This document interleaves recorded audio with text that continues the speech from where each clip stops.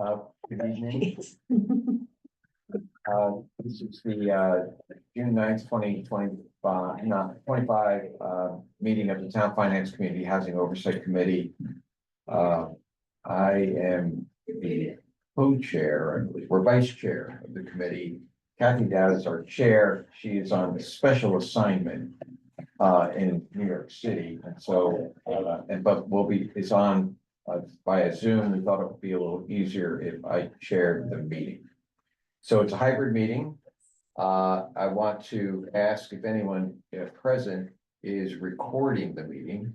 Please put us on notice of that. Don't see if anyone has notified me of that. Okay, I assume that is the case. We'll start. It's hybrid, so we will do roll call and then we'll do roll call votes as well. So first for attendance, Rick Zimbo. Here. Kathy Dowd. Okay. Kathy, you're still on mute, so just be aware of that. We can see you say. Sorry. Okay. Okay. Avery. Here. Right. I'm here. And Denise. is Present. here. Yeah, here. And Peter Vangersarsen said, present. Okay. First item on our agenda is public comment. I do not see any members of the public here. Denise is blurred. And so we'll, and Rich Foster, but he's going to be presenting. Okay, no public comment. Next on the agenda is our minutes from our 5/19/2025 meeting. And I'll assume that people have had an opportunity to review them. Let's have a motion to approve the minutes. A motion to approve? Second, Second. any discussion regarding the minutes? Hearing none, let's have a vote. Rick Zabon. Yeah, yes. The motion to approve the minutes. All right. Kathy Dowd. Yes. Avery. Oh, yes. Right. Yes. Denise. Yes. And the chair votes yes. Yeah. All right. Next item on our agenda are a series of requests by the Needham Housing Authority for reimbursement. And the requests, I think, the new request number 3 total, and they're part of your packet. I think what we could do, let's start with each request individually. The first one. The 3 new requests are all by the architect.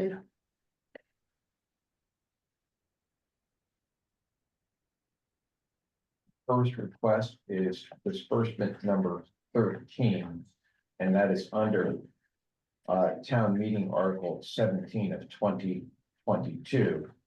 The request is for the amount of $200,519.55. So can you brief us on that request? Yeah, so all of the 3, so number 13, 14, and 15, we can kind of talk about together. Therefore, the first one is for September 2024 through the end of November of 24. The second one is for the month of December, and then the third is for the month of January 2025. But they're all partial billings for final design and 70% construction documents for the Linden project, phase 1A. And you can see on the page 2 of each of the requests that there is a bill, an invoice by the architects, Barton and Hendrick, in which they make a request for the reimbursement. They list the percent complete, the total earned, and the current invoicing. And I think that by the end, by the third invoice, they progress from 45%, I believe, all the way to 85. Yeah. 85% complete. So does anyone have any questions with respect or comments with respect to reimbursement? And this is all coming in under the pre-development grant made to the Needham Housing Authority. Questions? What question? how is, what's PB's relationship with signing off on this? Are they? All Are right, they? there's a question Yeah. for Reg Foster. Probably didn't come up, Come on up. because you can't hear from the owl from back here too well. I mean, are they, at this point, are they signing off on these and Yes, acknowledging that it's 85% of this? yes. Okay, great. Fine, that's Good all. question. Okay, any other questions? All right, so what if we can discuss them and vote on them separately? Okay, so let's start with, this first request number 13. Request for reimbursement in a total amount of $200,519.55. I'll make a motion for approval of that disbursement, and I have a second on that. A second. Okay, any further discussion regarding the request? Or hearing none, we'll have a vote. Rick Zimbo, yes, Kathy Dow, Yes. Denise, Yes. Avery, Yes. Ron, Yes. and the chair votes yes. All right, we'll move on now to the second request for reimbursement. This is disbursement request number 14. The disbursement request is in the amount of $111,399.75. I'll make a motion for approval of that disbursement. Can I have a second? Second. Okay, further discussion? Hearing none, we'll have a vote. Rick Zimbo, yes, Kathy Dow, Yes. Avery, Yes. Denise, Yes. Rhonda, Yes. and the chair votes yes. The third request is disbursement request number 15. The request is for $71,939.85. I have a motion for approval of that amount. So, Okay, second, second. okay. Discussion. Hearing none, we'll have a vote. Rick, yes, Kathy, Yes. Denise, Yes. Avery, Yes. Rhonda, Yeah. and the chair votes yes. I should say, sorry, the chair of this meeting, but all right, so those are our three new requests. You may recall that at our last meeting, there were three other requests that we put aside or tabled. We wanted some additional information. The first of those requests is request of disbursement request number 18. The total amount of request for $14,339.53. You get in. And attached to that request is backup from a law firm that was, I think, they were defending both the housing authority and the planning board in connection with I guess the development and redevelopment of Linden Chambers. And also attached to that is correspondence from our council regarding that request. So, Cecilia, would you like to brief us on the status of that? Yeah, so I talked with town council, and as explained a little bit in the letter, we're not finding that eligible under CPC funds. Basically, the determination came that it wasn't presented as part of the project for CPC. So the project scope was very much the architects and engineering firm, and it just did not feel that the litigation costs were deemed eligible. Especially since we don't know exactly how much it's going to be or where this is gonna go. And this wasn't as presented in the warrant article language presented to town meeting when they voted to fund this. Okay, and I just want to point out to folks, just to make sure you've seen the letter, it begins on electronic packet, begins on page 33 and proceeds to 34 and 35. So it's a 3-page letter. I trust people have had, members of the committee have had an opportunity to review it. So discussion regarding this request. So, yeah, so I have read the letter, I have reviewed it, I'm greatly dismayed by this letter. I do not know all the elements of this court case. Maybe it's time somebody needs to explain that to me, but the council's rationale here, I think, A, doesn't address the concerns we asked to have addressed at the last meeting. B, essentially says this doesn't comply with the language of the CPA language. Any kind of lawsuit like this one, in which the Needham Housing Authority has entered with the town of Needham Planning Board into a case, I don't understand how we're hearing this information from council as if somehow he wasn't aware of this or didn't know about this. And furthermore, to say that we can't enter into this because we don't know how much it would cost down the road. I can't follow that rationale of thinking either. So I'm deeply dismayed by the town council's letter. And unless I hear information that can clarify this for me, I don't really understand this response at all. Well, I don't want to be in a position to defend the letter, but I do want to point out that what he focused on was whether or not this request for reimbursement fit within the warrant article.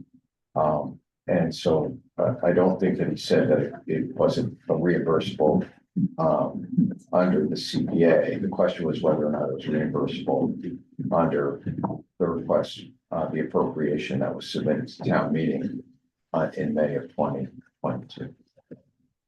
So Peter, I just need clarity on that. Can you explain that to me? Me? Well, Well, I don't even understand that piece, to be very, very honest with you. Oh, I think that, you know, well, the way I would view it, and this is just, the way, I think what he's trying to communicate is that if this, in fact, may be a pre-development cost, that's fine. But we didn't warrant that we were gonna be covering any and all pre-development costs. And so there's, so I think that's what his expressed concern is. And there is no, I think the point that he's making about reimbursing for these costs to date is that there's no end. And there's end to the, we don't know what the cost of litigation is. And I don't know that we, you know, I think that, I don't know that the town signed on as an insurer of the housing authority's legal fees. I don't, and I mean, I actually do understand the justification. My concern, if we're gonna have a discussion about it, I have two concerns about it. One is, I do have a concern about representations that we make to town meeting. And if those representations are viewed as not either fully disclosed or actually come across as somewhat disingenuous. You know, I think in my mind, I think that it's important for the reimbursements to hew closely to the language of the warrant article and the explanation attached to it. And I think in fairness, I don't think that this request does. I understand that there could be a financial hardship for the housing authority. But I don't know that CPC is really the ultimate insurer for, you know, events like this. I also, you know, you have a co-developer too. And I know that you had pointed out that these are kind of costs that are pre-development costs that are reimbursable along pre-development expenses. But I would imagine it's kind of a cost too that a developer understands could occur. So my concern is hewing closely. If that's the what question, the represented- answer is no, but they would not agree with you. Okay, hewing closely to what the language is. And my second is, I don't know this, but I know that DOR has enforcement powers in terms of the Community Preservation Act. And my concern would be if we're not complying with the CPC in some way by not hewing closely to the warrant article, that would concern me. I don't really want us to run afoul of DOR. So Peter, Because what could, happens is if we end up making the expenditure, if we end up making the expenditure, DOR deems it that's inappropriate, the remedy is the money comes out, I guess, the general fund of the town budget. Right? so Peter, I guess I would say a few things here. Right, number one, it would be us sitting here together to read Article 17 and the article information. Right, I mean, it talks about pre-development costs. It doesn't spell out what each and every one of these pre-development costs is. Number two, it's my understanding that town council never contacted the Needham Housing Authority for any more clarity on this, which we had asked for, and to have the Needham Housing Authority be able to, council or someone from the Needham Housing Authority to speak to town council. That never happened in the month that went past us. And furthermore, if DOR is a concern, we should have an opinion from DOR.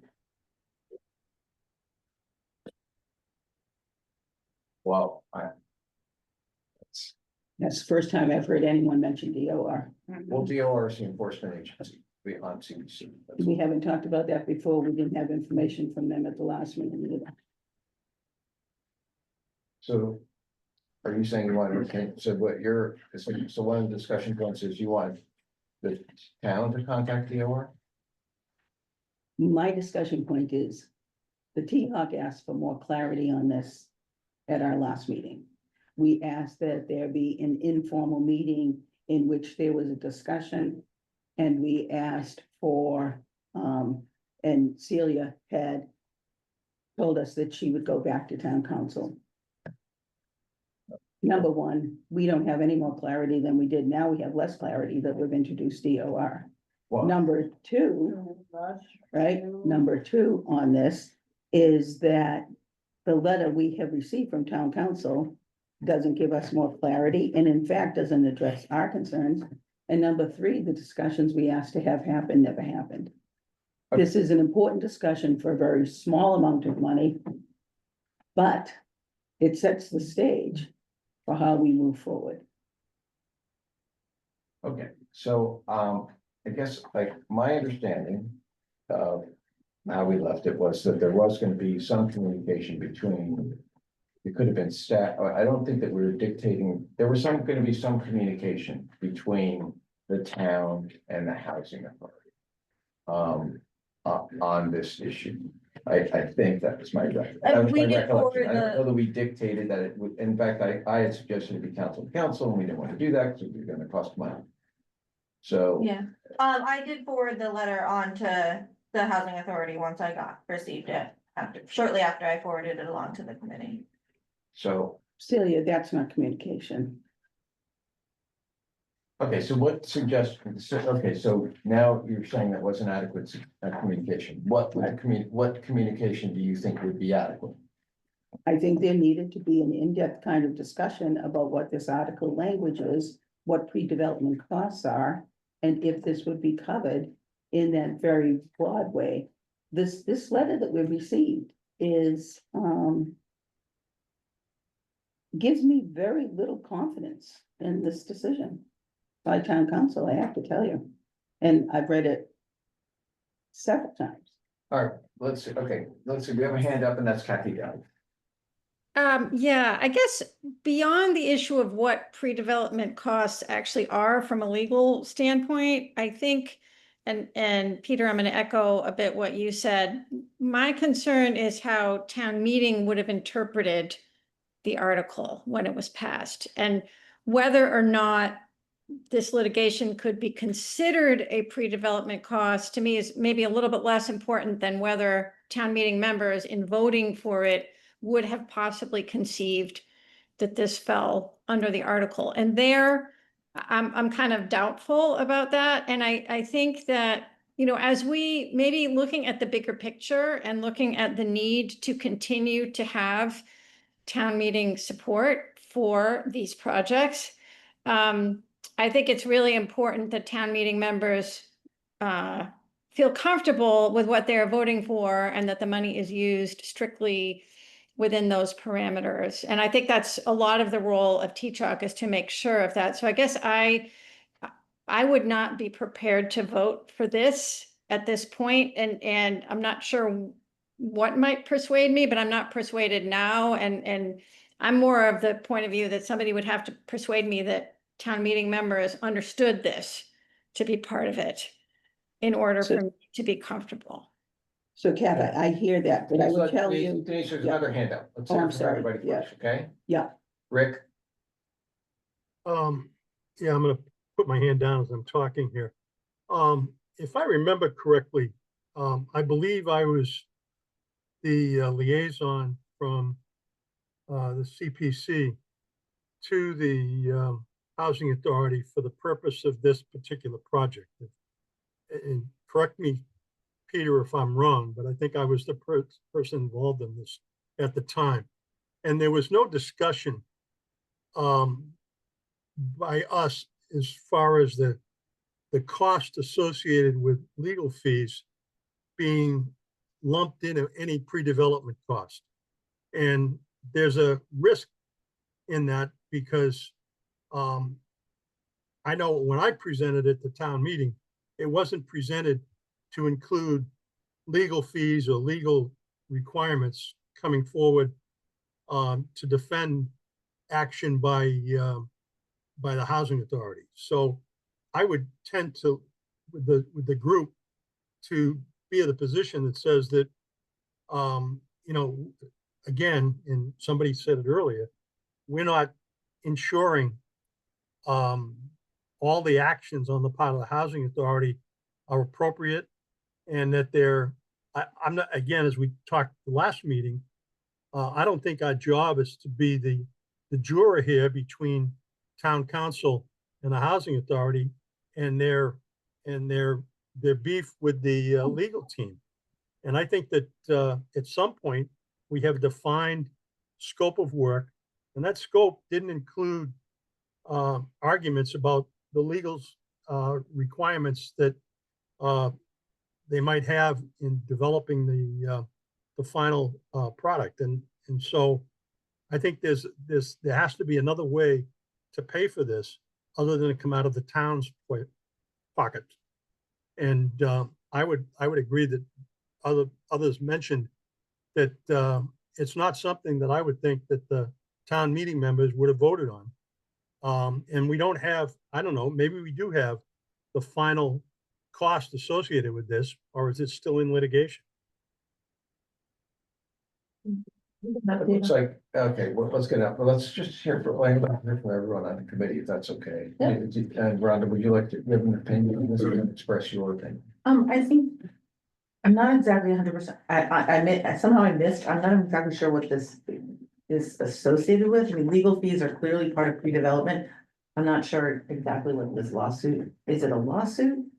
All right, so let's hear from. Yeah, Let's we hear can just- from Red. And also just get a little bit of an update on what the status is. Is it gonna be doubling in cost? Is it gonna be tripling in cost? Just to get an idea of what we're up against. The cost will. Actually, Reg, let me just hear from Avery first, and then we can have you, Avery, if you'd like to express an opinion or questions you may have for Reg. Yeah, I mean, I'd love to hear, I mean, I know some of this is probably confidential. I don't know how much we can sort of understand about the context of this, but that would certainly help. I see sort of two challenges here. One is this question of did town meeting, when they approved this, did they approve it with the full knowledge and context of understanding what exactly these funds were going for, which is sort of the point that Rick raised. And the second is that really our job to be defining due diligence here? I'm sort of reading that as an elastic clause. It can be defined any number of ways, and I'm not sure that's necessarily the role of TCHOC, and I sort of struggle to with the thought of sort of, are we the body that should be accountable for defining what due diligence does and does not include? So I think I see sort of two Yeah, challenges. that goes to Rick's point, which is, Right, are we the right. juror, are we the jurors? Yeah, okay, et cetera. So- That's a tricky word. Reg, there's some questions on the floor, and if you could kind of give us what I'd like to know. I think first question was, what's this status? I think we'll have just a bigger question, which what is this complaint about? And it looks like there's a motion to dismiss, it's pending. Is that the status, and has there been a ruling on that? So what's the complaint about, and what is the procedure? I have five 5 questions I've just noted down, so I'll start with that one. Okay, And I proceeded with what is the background of this? and Great. as opposed to then doing the status. So it's a nuisance lawsuit. Filed by a tenant who happens to be, in the Linden Street complex. Who is a retired lawyer, who's over 80 years old. This is all public information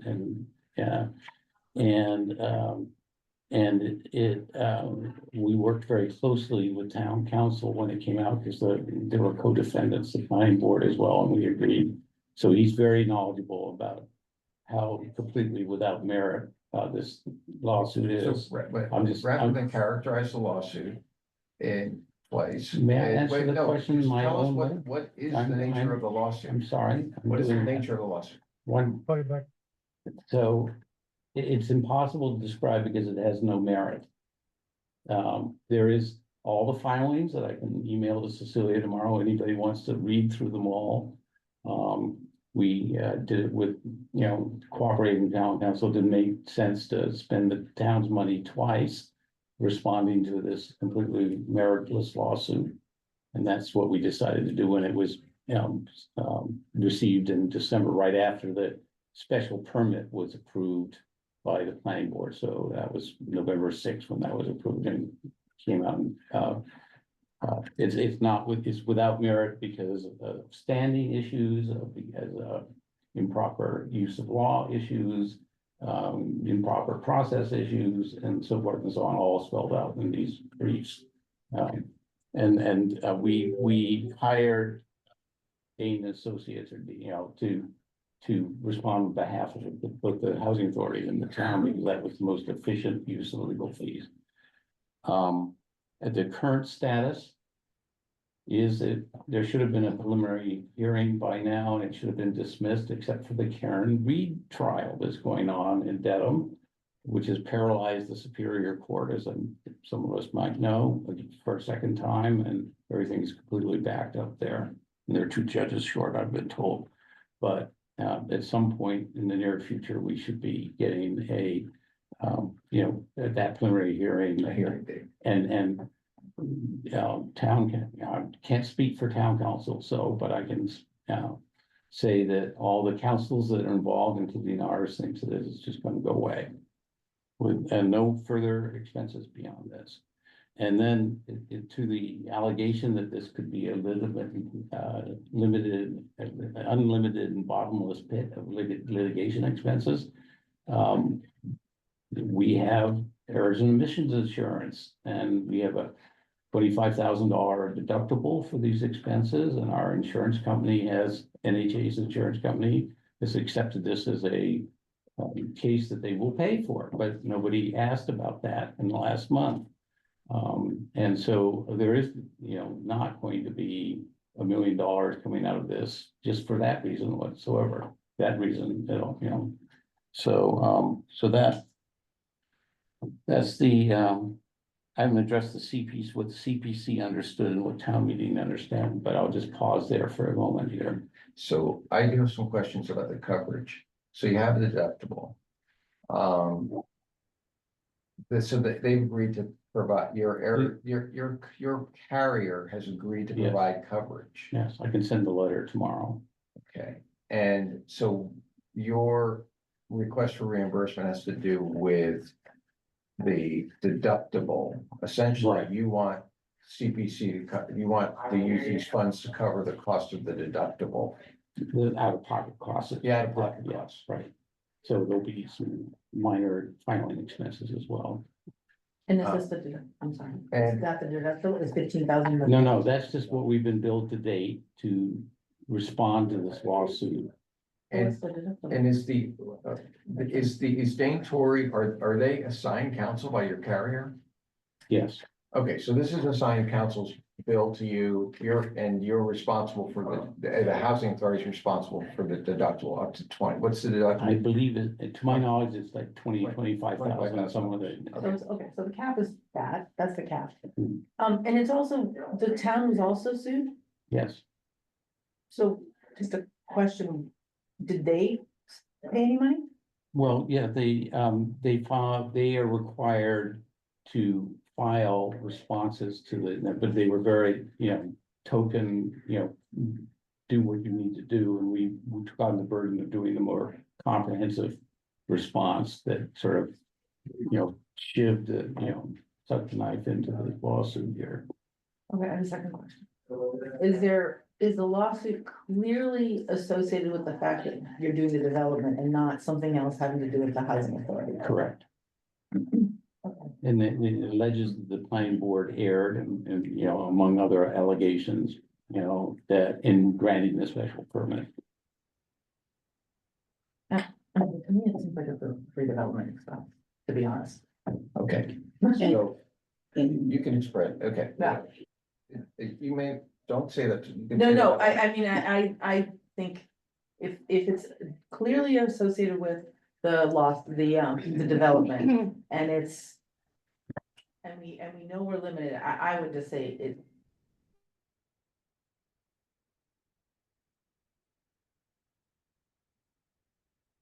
Kathy, did you lose them?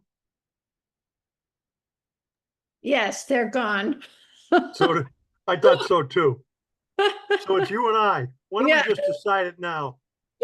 I don't know where the rest of them went, but we're good to go. Yeah, we are good to go. We agree. Let me, maybe I should, let me text Cecilia. All right. I have her number.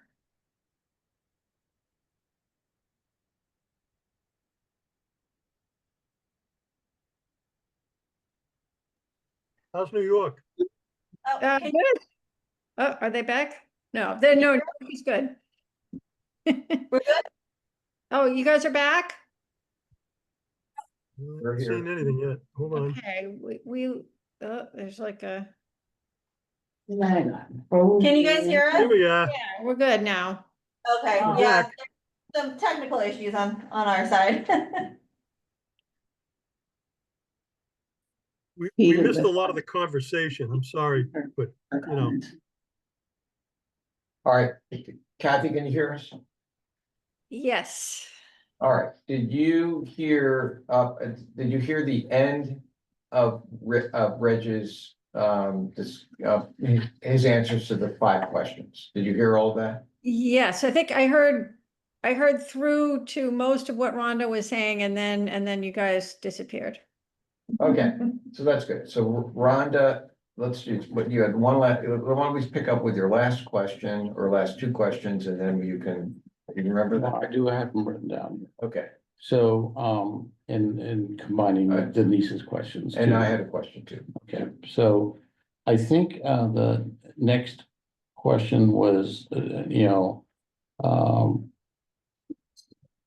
what is the, what was the CPC's understanding through the, application consideration period of time leading up to what went into the town meeting's understanding in the warrant article? All right, wait, hold on, What I we're wrote down. not there yet. Okay, Okay. let's just, there was some questions about the fact that they have an E&O policy, so it's, and that Just Ken. they have a deductible of $25,000. E&O policy is providing coverage. In fact, this is a signed council. And so this request actually is a request to reimburse the housing authority for the cost of the deductible. Right, Okay. And then, you made a comment and then Denise wants to. No, I So want Avery to also be able to speak. Avery spoke after Rhonda, and they didn't hear that. Oh, okay, good. So, okay, good. All right, thank you. And So I was saying that I think that it's reasonable to understand that that if this is clearly litigation that is associated with the fact that the development is happening, it is a development expense. And that any redevelopment budget would have money in it for legal expenses, that's, it might be in a contingency fund because you don't know these things are happening, but that's why we have contingency funds in a pre-development budget, because stuff happens along the way, and I don't think this would be misleading anyone. I would stand up at CPC or town meeting and say, I think that's, these are the things that happen. People have frivolous lawsuits that they try to stop your development. That happens all the time. Okay, now, Avery, did you speak after that? I I don't don't think you think I did. have anything Yeah. else to add. They just didn't hear what you said. They- Oh, I don't think did I say anything? No, you didn't, Just she now? didn't say I think anything. they were here when I spoke earlier. Yeah, I don't think okay. I have anything to add, but thank you. Okay, So then I guess, Peter, I would want to speak one more time when I said I thought together we should read Article 17 and the article information. I don't have the expertise that Rhonda and Avery have in housing. And I appreciate their saying that this is a reasonable expense. But in our own language, I do have experience in town meeting. And under Article 17, you know, the second sentence is for the purpose of funding pre-development costs for the Linden Chambers Housing Project. And then we get down to article information, right? It says the Needham Housing Authority is requesting funding to engage a firm to prepare the preliminary design work required to obtain zoning relief and complete other due diligence, right? And then in parentheses, we give an example, right? Geotech borings, traffic studies, schematic designs, comma, et cetera, et cetera. So we don't, well, that's under due diligence. This is not due diligence. It's you know, definitely not. It's not due diligence. I actually, I would actually like some additional information. And that is that I'd like to see the complaint. And so that's, I also want to point out that that the budget that was submitted to CPC by the Housing Authority included a legal budget of $22,000. So that's, I want to point that out. I don't, and does anyone else have any comments? Because I have another comment, but I don't want to be the last word on it. So, or I don't want to influence people. So, I see, Reg, you have. 3 more. He has like 2 or 3 more questions. Is that all right? And then we'll go from there. Okay, good. Let's finish with the question. So I would just comment, yes, there was 10% contingency that actually was put in that expressed suggestion of the CPC at the time we were going through this. So it was like 1.1 million we put in before. And then we upped it during the application review process. And to my knowledge, it's common for nuisance lawsuits to happen with, you know, but it's also common, you don't budget explicitly for them because you don't know whether they're gonna happen or not, you know, so you put in the legal fees that you think you know about for sure in advance, and everything else comes out of contingency, so. I think that where it went then is, so that's the CPC understanding. No, it did not come up to I agree with Rick, you know, what will you be paying for legal expenses if, you know, we get sued, did not come up to my recollection on the CPC during the, you know, several months that we consider it. And then in terms of Denise's comment about the governing language is really the Article 7 warrant language, so, you know, and the article information is intended to be illustrative, but not completely 100% explanation of everything. And I would argue that there's nothing, no word in this article language that's being somehow not being followed with the submission of this warrant article request. I mean, there's literally maybe 500 things that town meeting members would, and CPC members for that matter, even though they spent a ton of time would not, you know, would not know that is part of a legitimate pre-development expense. So I don't think I personally would be the person culpable for misleading town meeting, and I would, you know, just in my own honor, I'd say there was absolutely no misleading of either town meeting, which voted for this nearly or unanimously, if I recollect, or of the CPC preside before that. Okay, so we have a couple of hands up again. Let's hear from Kathy Bowd, and then we'll hear from Rick. Kathy? Yeah, I guess my last point is kind of simple. I'd be really reluctant to go against what town council is advising us, just in principle. So if town council could be made comfortable with this, that would be one thing, but I'm reluctant to go against. Okay, and Rick, your comment? Yeah, I have a couple of questions. First of all,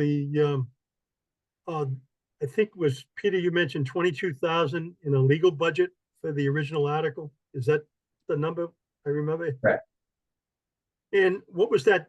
Well, earmarked actually, for? I'm sorry, it was 20,000.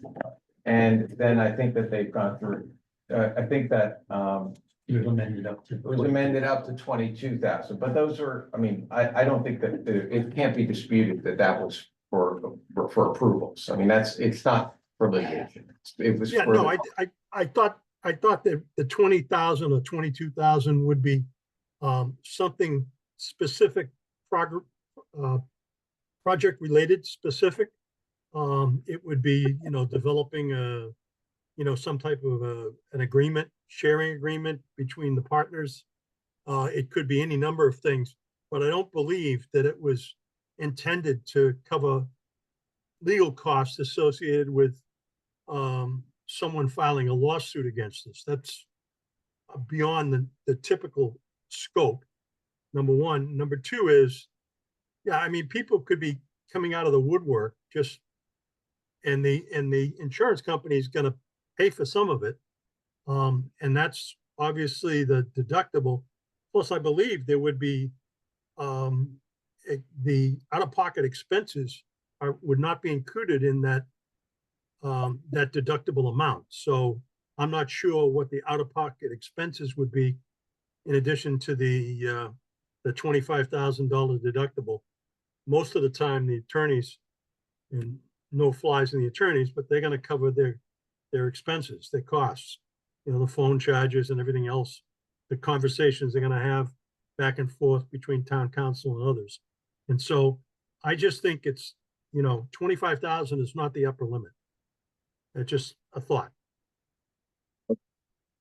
I just wanted to make a comment, which is that I guess. I mean, hearing that this claim is being covered by an E&O policy, actually, I find it is probably an additional reason why I would not support reimbursement for this. This was an insurable claim. And the housing authority makes decisions about what kind of insurance they get and what the deductible amount is and what the upper limits are. And the housing authority is essentially asking us to reimburse them for a deductible. On what, if it's an insured claim, it's a claim that's basically grounded in negligence of some sort. And so that, I think that concerns me, but as a precedent, and just actually substantively right here in front of us. And then frankly, I would hesitate to go against town council. So I think that if what this is going to be is essentially is a request for reimbursement of a deductible for a claim that's being covered by an E&O policy. I just don't think that falls within the scope of what we had anticipated we were going to be funding for pre-development costs. So I wouldn't feel comfortable in voting in favor of this reimbursement. But go ahead, Dennis. So this gets more convoluted the more discussion we have, right? So now the rationale that you're proposing to the THOC committee is that there's this E&O policy. That is nowhere in town council's letter. That is not the rationale town council gave us that you're backing up. But Town Denise, council- please don't mischaracterize what I said. This Well, was an just additional, clarify if I'm, don't mischaracterize it. okay, I said that this was an additional basis for me expressing for your concern. That is opinion. not my rationale. I have already stated it from the beginning, what my rationale was. I believe Okay. you say it's another reason that I would be hesitant to oppose town council's opinion. Correct, another Right. reason. But we don't hear that from town council at all. What we do hear from town council, and I am asking you again to look at the language on Article 17 and the article information, right? That is what he's citing as the rationale. That doesn't meet the criteria that we're talking about, where we're saying we believe it's a pre-development cost. And the rationale that he puts out doesn't clarify that position at all. It also is very, interesting to me that and I just have to go back to my opening comments. We asked for town council to engage in a process, to answer our questions, and in some way get more clarification with the Needham Housing Authority. For the town council to write a letter like this, send it to the Needham Housing Authority and say that's communication is not fair, in my opinion, right? And I will go back and say that this letter doesn't meet our concerns. And what I'm hearing from people that have a great deal of experience in housing is that this isn't a reasonable redevelopment cost. And if we're not going to expressly exempt any kind of legal costs, which we did not do in the article or the article information, it can't be that we didn't expressly include it, is the reason we can't go forward. I'm asking us to be very reasonable on this as we're moving forward. And if we need more information from town council, or now it seems to me we need some opinion from DOR, then I think we just have to wait and get that. I don't think, We're I'm not the engaging in one, this. I'm not the one saying that we need an opinion from DOR, you are, Okay. okay? Well, I never even thought of DOR till you brought it up, Peter. So I think we're just not prepared on this. And I think before we would take a vote, and one of our colleagues says we're not supposed to be the jury on this, a vote yes is a decision, so isn't a vote no. I don't want us to vote no on this without further information and further clarity on it. Okay, Cecilia, you were gonna say That's something. true. Do you have anything Oh, to the add? only point that if we don't vote on it tonight, I would like to bring this in front of the CPC for their sign off on something if T-Chalk does decide that they would like to reimburse this, because usually if it's clearly within the bounds of what was agreed upon and there's no kind of back and forth, I don't bring it to CPC, but because of the amount of back and forth on this, I would want the committee to vote on it before it was reimbursed, if that's something that T-Chalk wanted, that's all. I wouldn't feel comfortable approving on their behalf. Okay, so what you're saying is if we vote in favor of it, you would want to bring that before CPC. Or if we punt the decision to another meeting, I would still want to bring the conversation to CPC if there's a chance. That way, if, at the July meeting, if T-Chalk does vote yes, I'm not further delaying it because I haven't talked to CPC. Okay, And what would the outcome of the discussion with CPC be? What are you looking to accomplish there? That they are okay with reimbursing this under their funding. no, actually, I don't know that would actually happen in that. What, you mean, if it's outside the Warren article? Is that, If T-Chalk decides that it's something worth funding, then I would want CPC to also be on board. And vote against T-Chalk? Just to make sure that they feel that it is eligible for CPA funds as well. That's all that I would. So they agree, that's great. They don't agree. What do you envision? I would bring that back to this committee and let them know, and maybe there's a discussion between the committees. I have 2 points of information. It's wild. There is a CPC meeting scheduled this Wednesday, coincidentally. So it would not necessarily be delaying things a month or 2 to be able to do what Cecilia thought. And number 2 is, it is my layman's understanding that actually the CPC has the statutory authority to resolve this question, not the T-Chalk.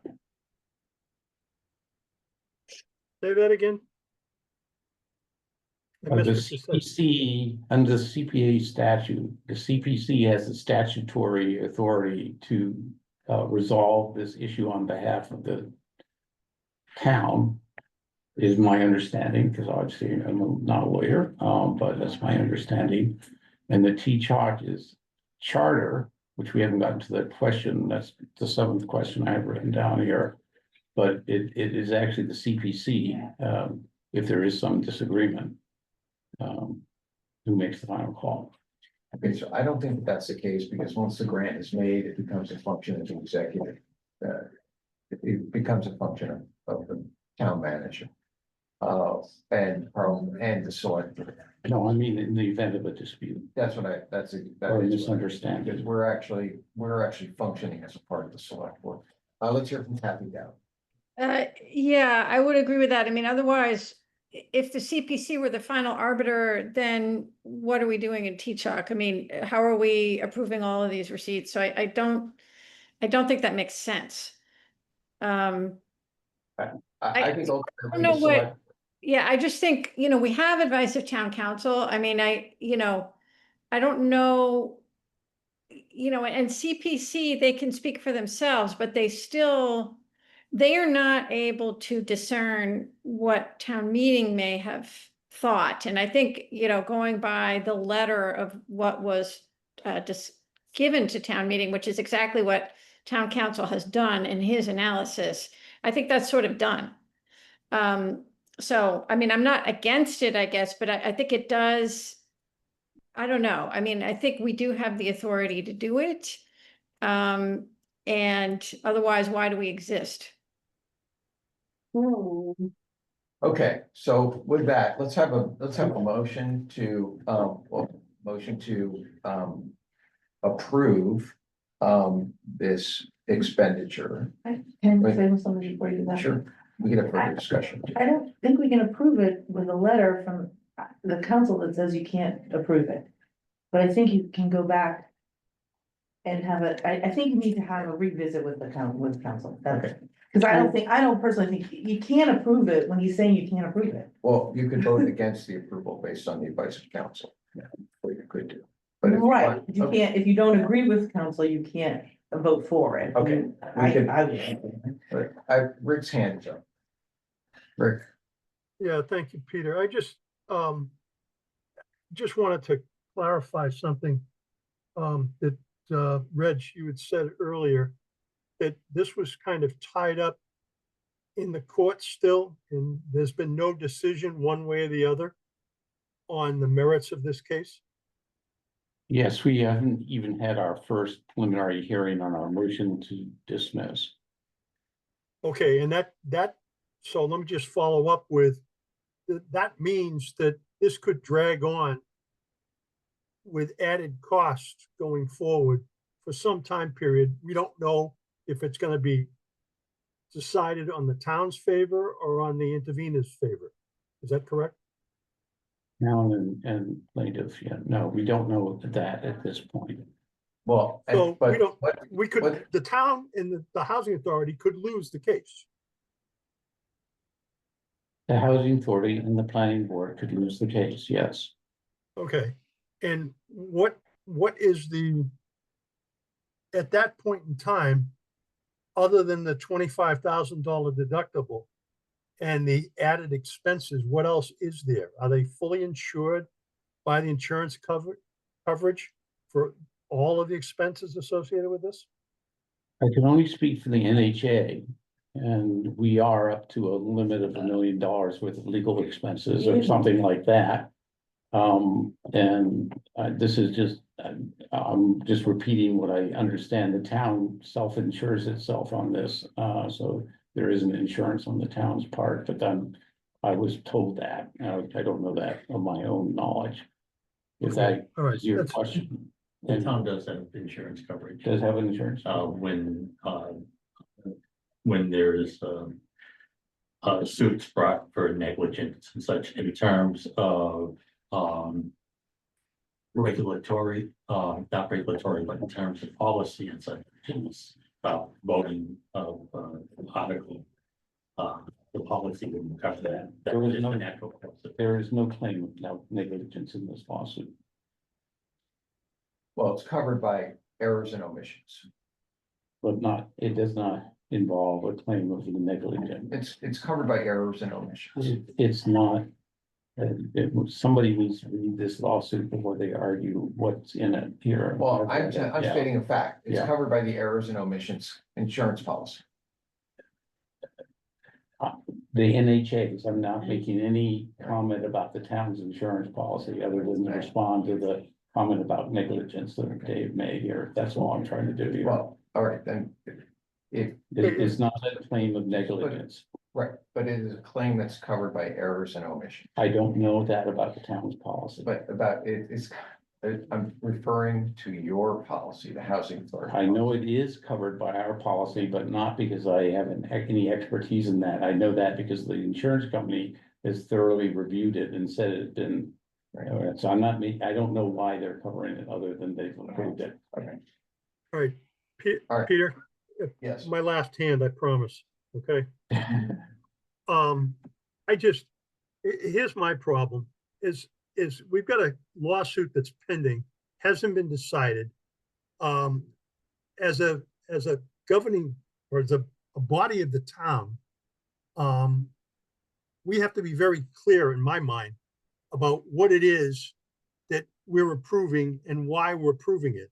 And if town council is representing the town and we're in the middle of litigation somewhere, someone comes back and reads the tape and says, well, you guys approved this, therefore there's some arguments to be made that, you find it justifiable to spend money on this case. I just as soon not delve into that pond and put everything on hold until we get further clarification by the courts and or town council on this. I would not feel comfortable at all saying that we took a vote on this without 100% assurances that we know how much money we're on the hook for. And I'll defer. I want to defer it. And that would be my motion, to defer the action on this article and anything else related to this. And so are you making a motion? Yes. What is I the second motion? What's the motion? Well, I'll try and do it in my simple speech. It's we defer action on this article until such time as we get further clarification from the courts or from town council.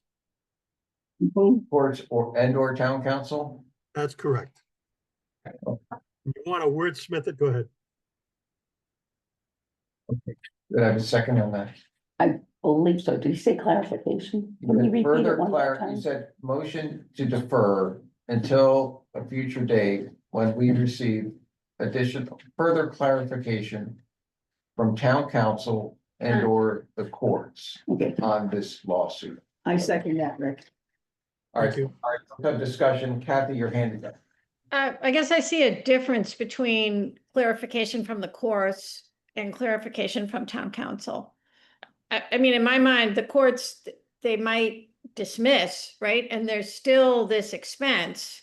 And even if the court dismisses and we know that there will be no further expenses, this is an expense from the past.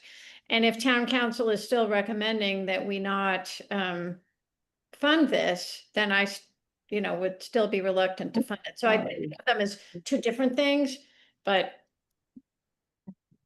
Okay, that's, okay, so, Rick, would you, and Kathy, would you, feel comfortable voting on a motion if the motion was for additional time for further clarification from town council?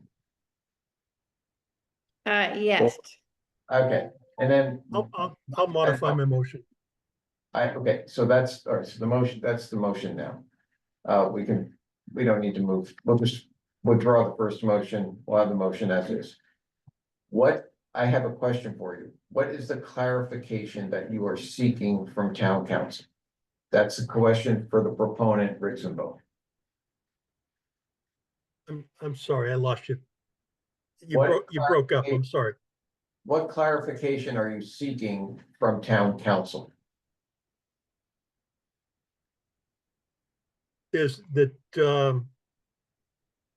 clarification from town council can be in a number of forms. In this particular case, it would be an agreement by town council that we have, number one, we have a limit on how much we're gonna spend, and number two, that we're gonna have a finding to end the discussion on this particular topic for legal expenses going forward. And Peter, I would add to that as a Okay, person so who, wait, hold on, there's someone else, you're also on it, I just want. Waiting, it's going. Oh, that's where it was advertised, so the sign in this week. We don't, so this one, I'm gonna take the elevator. You take the elevator, yeah. Go to here. I need to scream. Okay, Denise, you had made the motion as well, correct? Your proponent. I had seconded it. Second. Yep. What clarification are you seeking? So I'm very interested in disclosure of the information from the original discussions with the Needham Housing Authority. There has been a dispute here, whether this should be covered or not. We have none of that information about what the other side of the story is. And furthermore, I on the record will say, I don't believe that the letter that T-Hawk has received clarifies the town's position. And so I would like to know, like you, Peter, how we're supposed to get this information from town council when we have these discussions, and how much further knowledge we're going to be able to glean. Okay, I'm just trying to get us, I'm trying to get a path forward here. So we, he did issue this letter. He sent, the letter was sent to the housing authority. How many days ago? Last Wednesday. Last Wednesday. Did the housing authority take any action to communicate with the town after that? No, Okay, we didn't have time to do it. And we're putting in funding applications, and there's only one staffer working on everything for the Needham Housing Authority, and okay, This so, didn't get that's fine, all right, looked at that's fine, until that's okay. today. If you have additional time, do you think you can offer information that would further clarify your position?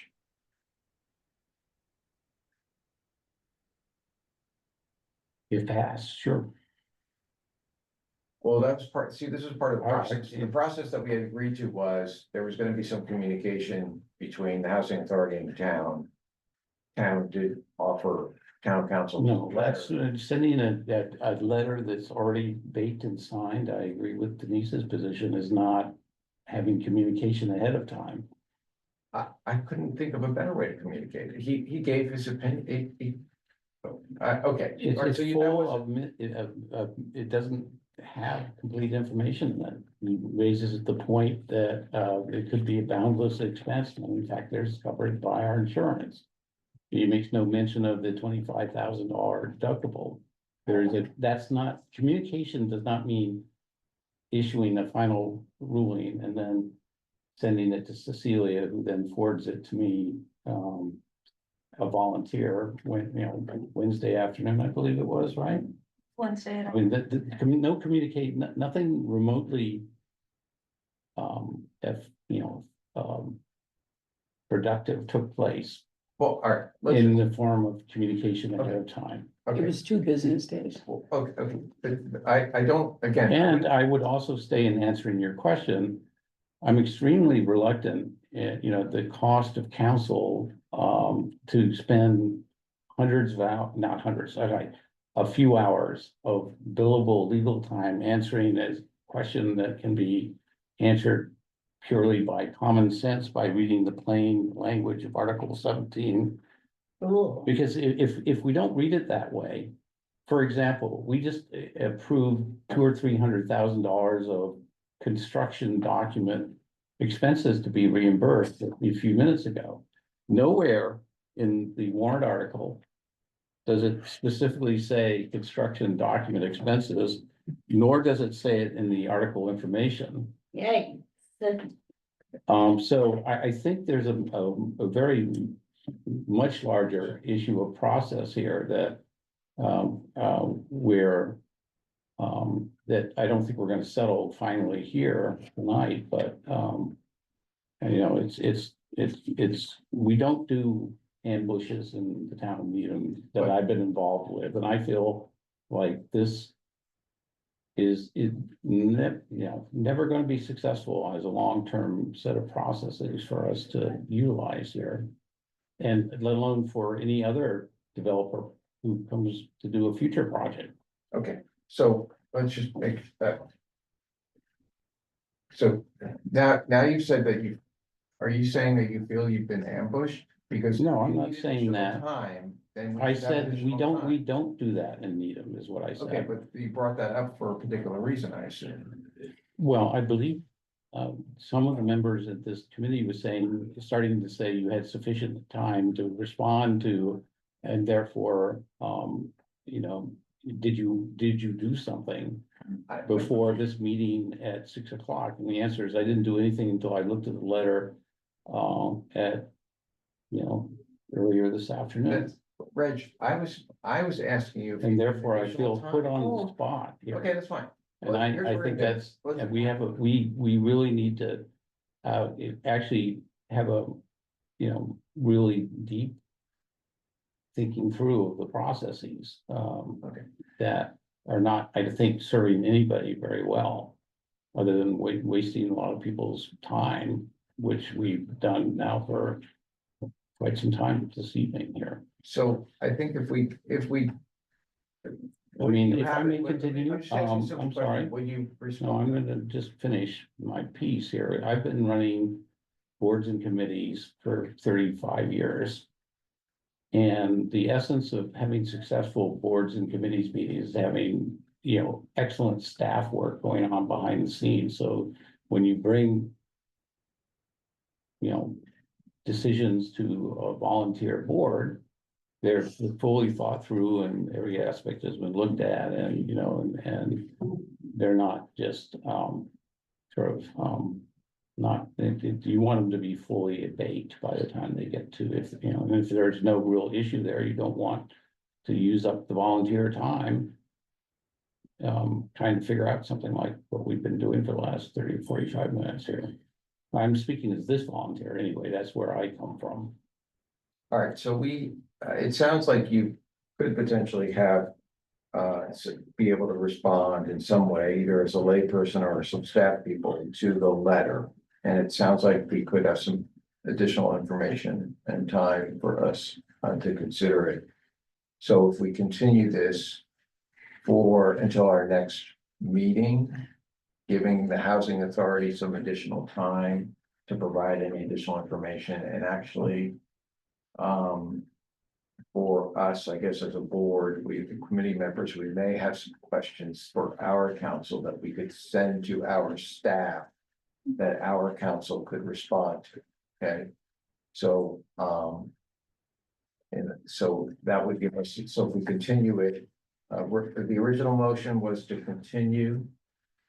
I think that what I would just propose is that we continue consideration of this until our next scheduled meeting. And we would maybe just agree to withdraw the first motion and then go with that language. Is that acceptable to the proponents of the motion?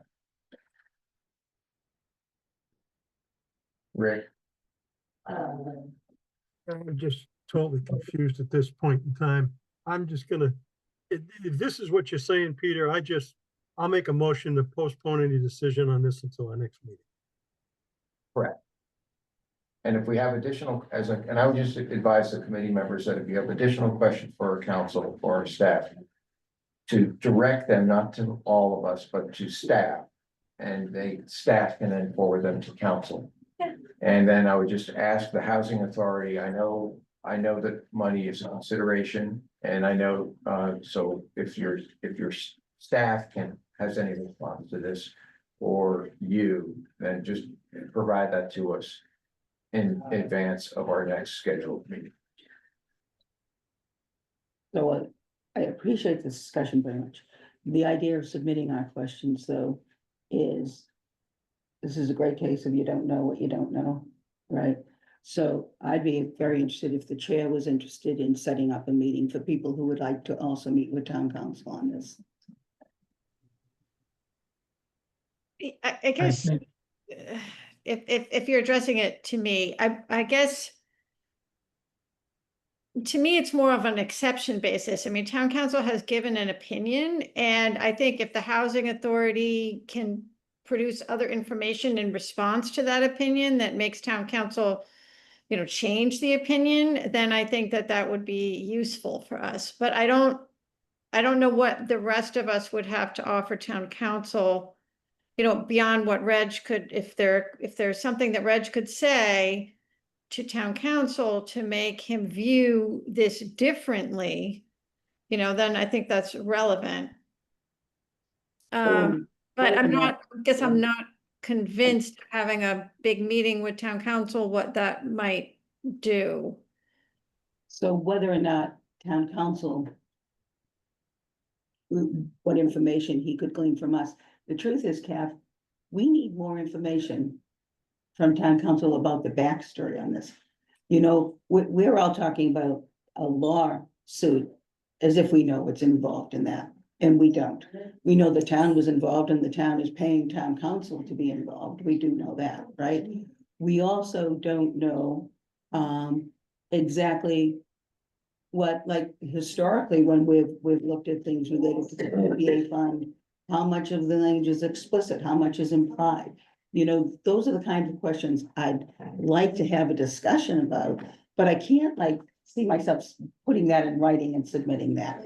And I don't even think that would be fair on my part to do it. But in a discussion, I feel like when we're talking about THOC, when we're talking about our processes, when we're talking about our communication, this, and we said this last month, Kath, when you weren't present. We're finding our way on THOC, and I think we need to find a better way to have background information. And I guess the other thing that I would want to say too is that we need more information in receiving. We need a better timeline on even receiving these packets. To receive, we received our THOC packet, I think on Friday, Sarah? I sent it on Wednesday. On Wednesday, yeah, to really be able to, go through that, to be able to get back. Even today, I was searching around saying, do we anticipate any concerns tonight? And, there were many concerns tonight. I just think we need a better conversation about who we are, what we're doing. We need a better relationship with town council.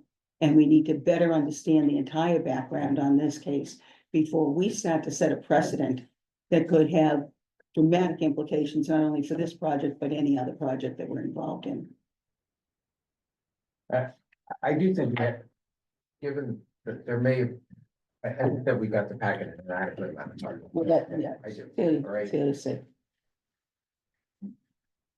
All right, so, I think the question really is, are we gonna have a meeting with town council? And I guess, I don't know where to go with. I'm not asking for a formal meeting for the committee. I was just asking if Kathy could open that up and people that wanted to meet with town council could. Okay, sure, Brian.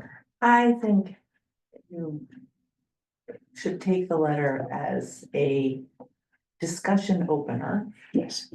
and I think we need to, if we can help you, we need to communicate better information to town council. I don't know what town council's background is in real estate. I have no idea. I don't know town council. But I think you should respond to town council as though this letter was not a fait accompli. And because I completely agree. I don't feel like as a committee, we can't vote against the council of the lawyer for the town, but that doesn't mean that without more information, town council might not change their mind. I don't think we should be making that happen, but if we can help the housing authority make that argument in some way with some additional information that we have, I don't think that's okay to do, but we should do that if it is okay. Yeah, I expressed, I think that that's well put. I would be very hesitant to vote against, to go against the advice of town council. I don't think it's. And so that's, okay. So with that, we'll continue, so let's have a motion to continue. What we'll do, and so with emphasis that, yes, don't treat it as a fait accompli housing authority. If you have some counter argument to it, provide it to town council. So, all right, so we have a motion to continue consideration of the question. Second, let's have a roll call vote. Rick. Rick, I'm sorry, what was the motion again? oh, we're moving to continue it. Rick, we're to Fine. continue. That's good. Kathy, Yes. Denise, Yes. Avery, Yes. and Rhonda. Yes. The chair votes yes. Okay. Now we're on to our next request, which is, this is, request number, this is another, the second of the three requests that we put aside from our last meeting. This is request 15 under Article 17 of 2022. No, excuse me.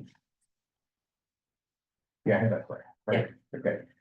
So my understanding, by reviewing this packet, it looks like there was a reduced amount that was requested and that was deemed to be eligible. Yeah, Happen? so I went back and had a conversation with town council after our last meeting. And he did indicate that he felt the creation of the 501(c)(3) was for the Needham Housing Authority Development Corporation was eligible. Especially with regards to, there's there's the LDDA, which I forwarded along last week as well to the committee. There's work for the RFP process, which is all eligible. The only thing that was deemed ineligible was the $588.50. And that's just because it's tied to the entire line for an open meeting law information. If it was broken down to, I know this is almost a year, 6 months later, and it's not always that easy, but it is 1.1 hours for the email regarding open meeting law and the development corporation, and those two things would be the development corporation would be eligible. And so just found that a portion of the request was eligible for reimbursement, which brings it down to $6,523.25. Okay, and that's, why don't we discuss together that the request 17 is also a legal bill? Yes, that was Same. the same thing the last time, had the same issue, the creation of the 501(c)(3), which is now eligible, and so request 17 in its entirety, there's no change to that, as submitted, that would be eligible for reimbursement. Okay, so let's have a motion for approval of request 16 under Article 17 of town meeting 2022 in the amount of $6,523.25. No. Second. Okay. All right, further discussion? Hearing none, let's have a Can vote. I comment? Sure. So misinformation has been provided via the assumption of what this discussion with R. Foster, who happens to be me, is about. It was not an open meeting law request as it's been characterized by Cecilia. May I continue? Okay, sure. Now, so you're looking at, you're $580 direct us to a particular. $588.50 in the middle of page. The detail page for that invoice here looks like this for everybody. Attention to the email regarding open meeting law. Foster. Okay, it's circled, and on your electronic packet, it's page 22. Okay. And here, So Cecilia is provided, I guess, via town council, an imaginary interpretation of what that line item is. okay, again, just try not to characterize, okay, Yeah. that's. it's Well, just- it's not probably productive. because it's a little Okay. aggravating to not have been asked about this, which could have resolved it so easily in advance and another. Yeah, so I apologize myself for being Okay, perturbed. okay, I am perturbed, okay. and I would like to explain exactly what this is. Because I did this, I was part of this discussion, and even though it was 6 months ago. It was a very clear discussion, and an issue that was raised. Although I think we're again wasting everybody's Well, time do trying to we- do that, but, so you're right, no more native word. So, the issue when you're setting up the NHA Development Corporation, which is legal, and its relationship with the NHA, and it's what they call a mirror board. So, Peter can do the technical explanation, but it's completely 100% controlled by the board of the NHA Development Corporation, controlled by the NHA. And so the question that was being discussed is, do we have all five or some subset that's more than three of NHA commissioners that are part of this mirror board, which is a very common way of putting, in the private sector of doing this sort of thing.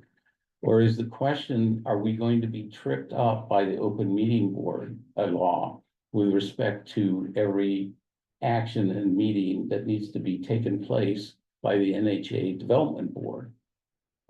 Because the open meeting law requires a quorum, requires not just the three, every time you have more than three or more commissioners meeting, even if it's for some different purpose, then you have to post the notice of the meeting, 48 hours in advance. You have to make it available to the public and all those sort of things.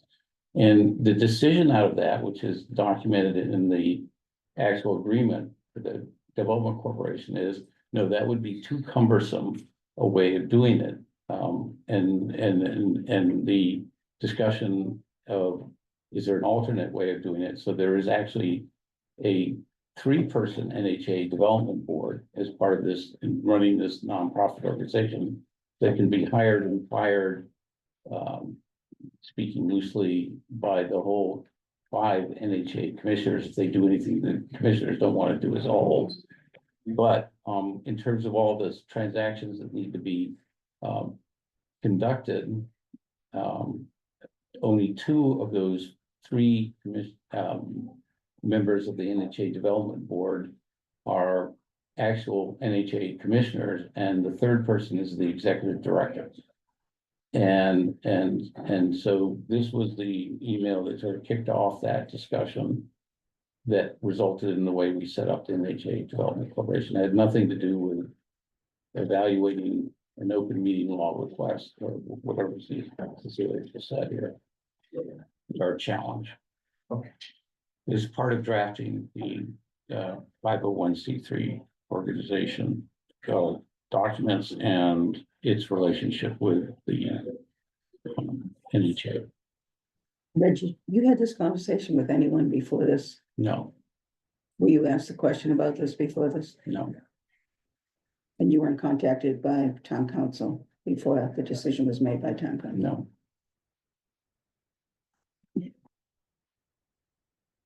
Is there an opportunity here to fold this article in with our other delay? Let's do that. All right, Rick, you have your hand up. I got lost in some of that discussion. But is there something here that's in dispute? We're talking $500, is that what it is? I think that, I think we can exercise a little discretion here, is that, if I may, we could continue it, but it sounds like a perfectly plausible explanation. Yeah. Does it sound that way? You think so, yeah? Well, did you check with the council before you approve these? I think. Yeah, I review with Okay. council based on my understanding of the information that is provided to me. And so this was after reviewing this one twice and then the discussions from the last meeting, that was just my understanding. Okay, good. So Okay. if you got this clarification, you don't feel the need to go back to council? No, I don't. Okay, good. So why don't we do this? Why don't we amend the reimbursement to include the 500 and what's the number? 588. 588.50. So let's It'll be a new total of $7,111.45. okay, so let's have a, we'll move Sorry. to approve. Do we have the right number? It's wrong on the, it's wrong on the cover page of the. Okay, so good. So we'll move, Second. we'll approve the amount approve it in the amended amount as stated. Second, okay, now further discussion. Yeah, Hearing none. Oh, go Peter, ahead, before you, is there not an issue here, or is it, we just done with this issue? There's not an issue here, it's fine, we've got further clarification. And I think we all feel comfortable that it's a reimbursable expense, right? Yes, that's a yes from our staff, and it's a yes from everybody in the room. Okay, because I was totally confused by the explanation, so I'm fine. All right, so the motion, Rick, is to approve the request in the amended amount. So it includes the. That's fine, that's okay. Okay, so the vote is, you have to vote yes or no. Yay, Yes. yes? Yes, okay. Yes. Yeah. Kathy, Yes, okay, Denise, Yes, Avery, Yes. Rhonda, Yes. and the chair votes yes. Okay, going to our final. Request for this evening. And that is. Excuse me, request, disbursement request 17 from Article 17, now meeting,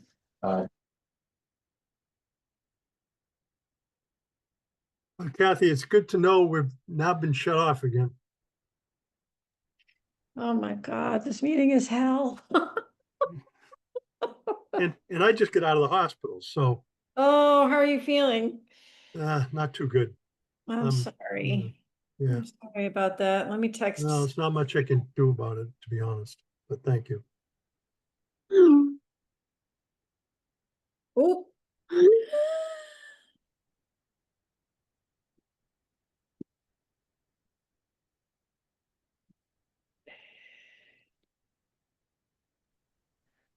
Maybe they'll go along faster without us.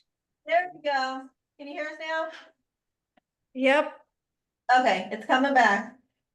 okay, so. Everybody There in? we are. All right, We're working on getting new technology here.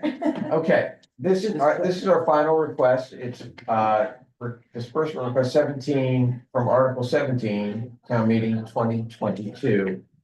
The amount of the request is $2,017.50. Do we have any questions on that request? That, request for reimbursement? No. All right, can we have a motion for approval of that amount? Okay. And second? second. Okay, let's have a vote, or discussion, hearing none, let's have a vote. Rick, Yes, Kathy, Yes. Denise, Yes, Avery, Yes. and the chair. Okay. That concludes our review and vote on our housing authority reimbursement request. We now have a project update from the Needham Housing Authority and then from the Charles River Center. Reg, you're on. great. I'm passing around, this is a little bit of an experiment, and having listened to not only this committee, but also the CPC wants an up-to-date periodically on how the projects are being done. So Kathy and Rick, apologies that I don't, we will send this around. It's just brief notes, speaking notes, so you don't have to take notes on what I bring up. This doesn't take a lot of effort to produce, and I'm hoping you'll find it very informative. And if so, it's something we can replicate every meeting or every 3 meetings or whatever we want to do here. Just one thing, Mr. Chair, and Reggie, under the open meeting law, any documents that are shared, if members are remote, they have to have access to the documents. I would accept this as just your notes. These are my speaking notes that I'm passing on, as opposed to doing one of these takes a lot of effort here, so this can be done by our limited staff here. So my speaking notes are, I'm gonna basically do Linden Terrace specific updates, and then I'll do the Seabed Way project updates, and then there are some updates that apply to both projects. On Linden Terrace project, as I think we all know at this point, we submitted on time the $58 million funding application to EOHLC, and we're just waiting to hear back from them. There's nothing that can be done while it's at HLC. We expected, and we and everybody else who submitted applications for this funding round are expecting to hear some big governor's office announcement sometime in June. But we don't have an exact date. And we, as I've said before, are not expecting to be successful this first time around because there's so many other projects in the pipeline, including ones that have been waiting 2 or 3 years for funding.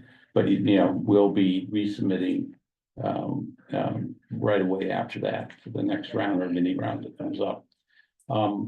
The other thing, minor thing we're doing is engaging a consultant to draft an RFP. So that we can take 20 to 30 of our inventory of 123 Section 8 vouchers that are called mobile vouchers because they can be used anywhere in the United States by a recipient. And we're going to redefine them as being attached to the Linden Street project, Linden Terrace project, as part of the subsidies that you need to have it be very low housing.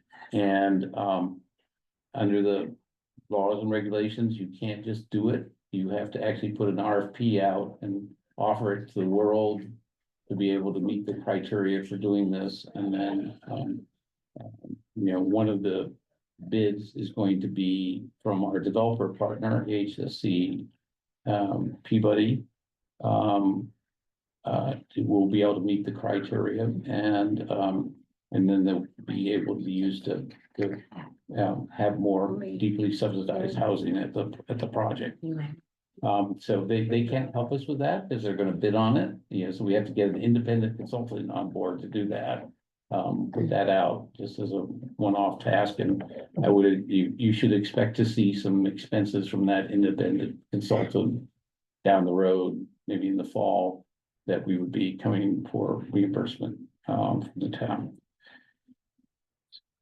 Any questions before I go to the seabeds? Yeah, go ahead. Do you have a sense of the cost of that? It's gonna be less than $10,000. And however, I've never done this before. I'm now learning to say this every time I say something here. Dave, as you know, I mean, you've ridden this bus with me for a couple, 3 years, but that's my understanding. Any other questions for this? So rub your lucky rabbit's foot or whatever you do for luck, and we'll go from there. Seabeds Way, town meeting, as I think just before this committee met last month, did approve the $3.2 million of funding. This is everything that's been going on since that point in time. We've been working with HUD and their process to progress the RAD Section 18 repositioning applications. There's a bunch of stuff that needs to be done there. We have been working on the capital funding plan budgets. That's the HUD speak for the annual capital appropriation they give us for the federal projects.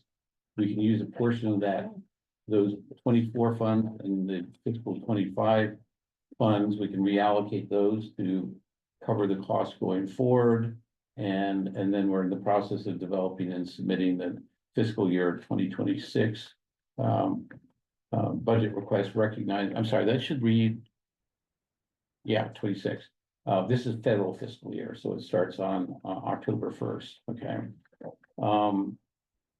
We have been updating the High Rock Estates Declaration of Trust, even though we're not doing anything with High Rock. We discovered that it hadn't been updated a few years ago, and it's just a technicality that we need to do in order to complete the repositioning application and get the approvals from HUD. We paused BH&A while we were waiting to see if town meeting was going to approve the $3.2 million. So starting May, we notified them they're being unpaused, but they had dismantled the team and now they have to reassemble the team to basically go forward to the 100% construction documents phase by the end of the summer.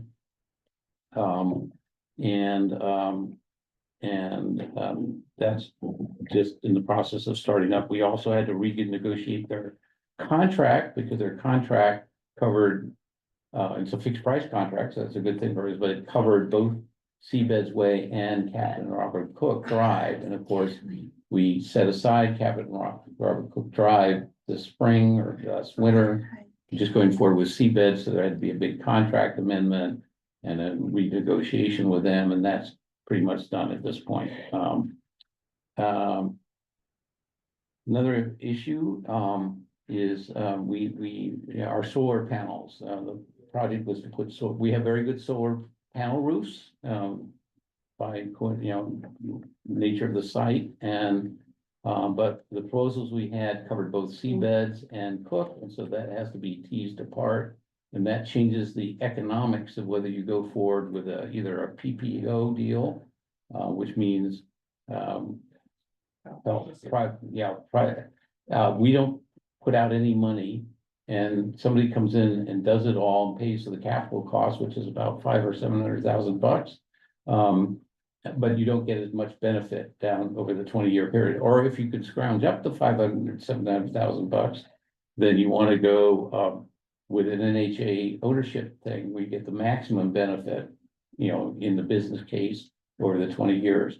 We don't have the upfront capital identified because things are very skinny that way, as we already know, I think. But we're trying to find a way that we can still do the NHA ownership option there. One question on that. Have you reviewed this with your financial counsel? Just because if these panels are being put on buildings that are being funded at some level with tax exempt financing, there's a limitation of how much proceeds you can actually that the private entity can receive. And you can receive as much as you can. But there's a 5% de minimis rule that comes from the tax exempt. So I don't know the answer to your question specifically, and I'll make a note. I do know that both of the vendors are highly qualified with a myriad of issues, not only that I would think encompass your point, but also there's some federal funding issues, federal HUD issues as well. But thank you. Yeah, they're not as well versed on the tax exempt because we've had our issues. Yeah. So thank you. If you have, is that something Hank knows something about, or who would know more about that in the town? Gabby? Gabby would be a good resource to start with, but bond counsel would actually be the final determinant. Okay, so we're not bonding for this project. We're not getting low income tax credits, but private financing aspect of this. Well, that's a good segue into the next number 7 item, which is we do need to get financing for this project. There's a first mortgage is what we would all call it, which is a big major chunk of the money. But there's also construction bridge loan financing that we need and other some, and we can't just need them back for that. We have to actually put out an RFP. That RFP is actually out on the street right now. I think I brought a copy of it here. We're expecting responses. So we spent last month putting this out on May 12th. I guess we had it ready to go here. So we didn't put it out until we got the 3.2 million. And next week is when proposals are due, and there are 4. It's the usual RFP process. There's been 4. Getting much of a response early, getting many applicants. So lots of expression of interest. Yeah. It's a very common thing to do. Banks and lenders can make money off of it. Our developer partner in this case happens to be Cambridge Housing Authority. So we've already proactively pushed it out, not just waiting for people to notice it on ComServe or anything like that. And, you know, there's no, I don't know how many we're gonna wind up getting here, but, you know, it's a money-making opportunity from their banks out there to do this, is my understanding. Those of you who have photographic memories might remember that we had 2 or 3 funding applications where application dates are right, have been in the last month or so. So we did get in a community one-stop application for $1.1 million. Complete with letters of recommendation from Kate Fitzpatrick in our town, or our state reps and so forth. Thank you very much. And also climate ready funding application, 1.15 million went in, I think at the end of last month. And we've already got a $1.84 million Department of Energy Resources. That's a decarbonization one. That's, we're waiting to hear back on. And the lean initiative, this is, lean doesn't stand for anything. It's not, but it's a multi-housing development funding program here. And also, here, energy rebates are kind of like, there's no update there. Those are, that here stands for home electrification and appliance rebate. So then, you know, for putting in all electric, you know, stoves and ovens and so forth, then I guess we get some sort of rebate here. Both projects, any questions about seabeds alone? So both projects, we've kicked off the process of prying loose our $4 million earmark. Thank you very much, former Representative Garlick, for shepherding 3 million of it through, and 1 million Becca Roush got into the Senate bill, so there's 4 million.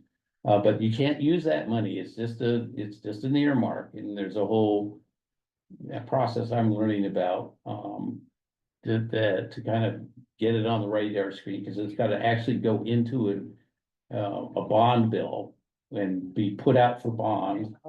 And you have to hit the 1-year cycle to do, you know, every year. It's coming up this fall. And then when you get the money from the bond bill, then you actually have real money. The funding for the 4 million is actually pretty essential for both projects that are going forward. So we had actually a meeting at the State House last week with Representative Tarski, and he's on a bit of a learning curve on this sort of thing. And we're trying to schedule a meeting with Becca Roush and her staff, and have them do their thing. Fortunately, our Peabody AHSC partner uses Nixon Peabody as their legal counsel. And one of the partners there is a former leader of the State House, James, why am I blocking his name? Denise probably knows him. Jim Valley. So I actually had the pleasure of being toured around a little bit by Jim Valley last week as we were, you know, and he's a person that you walk through this security with, and all the security guards know him, and the, you know, maintenance men stop him and say, "Hi, Jim." And, you know, it's sort of a gauntlet you go through before you get to Jim Tarski. I visited Representative Tarski's new office, which is very nice. And so that's, we're doing that, and we're both teams are working together is the last comment I want to be. It's not a normal thing for 2 development teams to do. But they found that there's a 2 + 2 = 5 thing going on, where while both of them are extremely talented and knowledgeable on everything we're doing, there's different levels of talent and knowledge and so forth. So we're kind of, since both projects are dependent on each other to be successful, you know, they're both helping each other out, and we kind of meet more or less monthly about, you know, solving common problems. Your problems are my problems, and vice versa. Any questions? Questions? Okay, All right, thank you. We'll see you next month, when our next meeting. So I'm gonna withdraw, go get some dinner. You want some dinner too, huh? Some dinner. We had dinner at home. The Charles River Center did confirm, but I don't see them here, so. And there's I no one on. believe they're on their way.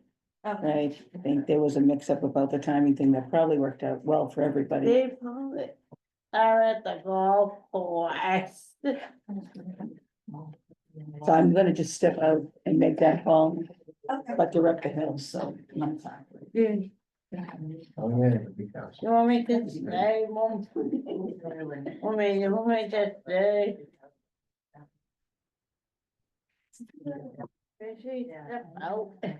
So, if you can hear, we're waiting for Charles River, they're on their way, okay? Rick, you hanging in there? Okay. Thank you, everybody. Right. It's probably going, what's there?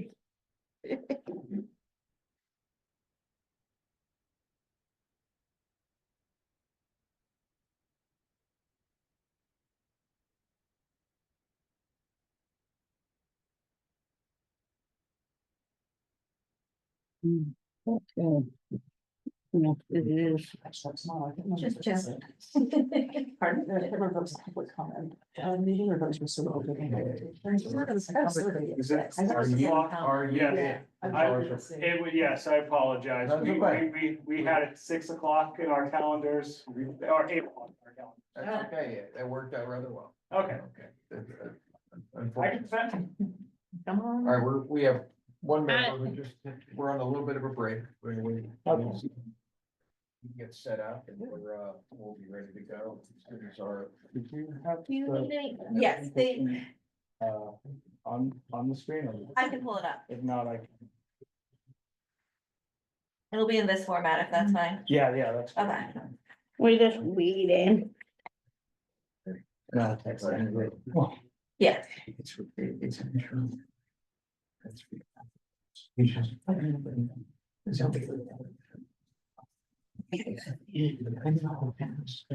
We're not being sure. That's not right. Cecilia, is there a way to share it so that we see it like on our screens rather than, I mean, I'm seeing the picture of your screen, but it's hard for me to read. Yeah, I'm pulling it There. up right now. I'll share it. Okay, thank you. I just had to get to the page. Well, we can see. Yeah. All right, can you guys see that? That's great. Thank you. Policy. Because that's the policy, that's the only thing. It's in the policy. So I kept on, like, use it in the policy, so no policy.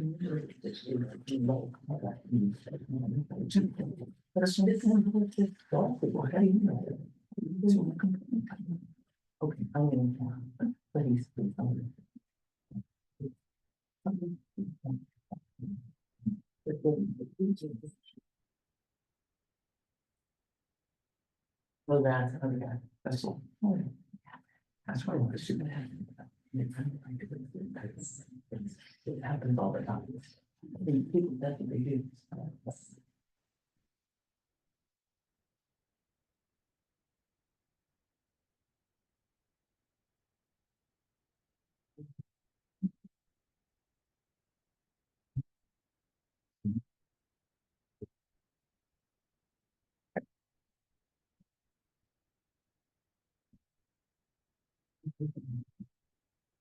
Hey, how are you?